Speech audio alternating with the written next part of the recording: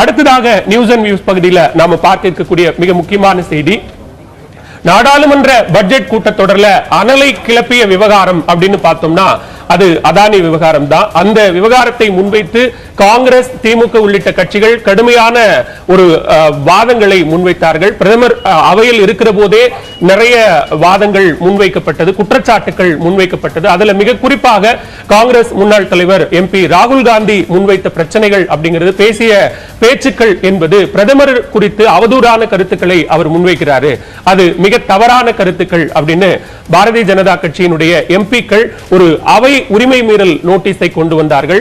அமைச்சர் பிரகலாத் ஜோஷி, அது மட்டுமல்லாமல் நிஷிகாந்த் துபே ஆகியோர் கொண்டு வந்த இந்த உரிமை மீறல் நோட்டீஸ் தொடர்பாக ராகுல் காந்தி 15ஆம் தேதிக்குள்ள பதில் கொடுக்கணும் அப்படின்னு சொல்லப்பட்டிருந்து அவரும் அவைத்தலைவர் ஓம் பிர்லாவுக்கு ஒரு பதில் கடிதத்தை எழுதியிருக்கிறார்.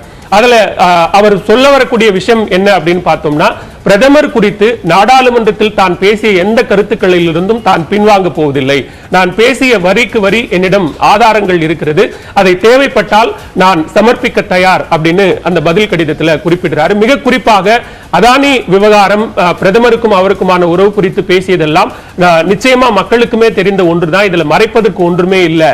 நான் நாடாளுமன்றத்தில் பேசிய கருத்துக்கள் என்பது அனைத்தும் உண்மை. இதை மறைக்கக்கூடிய அளவுக்காகத்தான் பிரதமருடைய பேச்சு இருந்ததே தவிர பதில் சொல்லக்கூடிய அளவுக்கு பிரதமருடைய பேச்சு என்பது நாடாளுமன்றத்தில் மிக குறிப்பாக பட்ஜெட் கூட்டத்தொடரில் குடியரசுத் தலைவர் உரையின் மீதான விவாதத்தில் இடம்பெறவே இல்லை. ஏன் பிரதமர் அதை குறிப்பிட்டு தவிர்த்தார் என்றெல்லாம் கேள்வி எழுப்பியிருக்கிறார் ராகுல் காந்தி.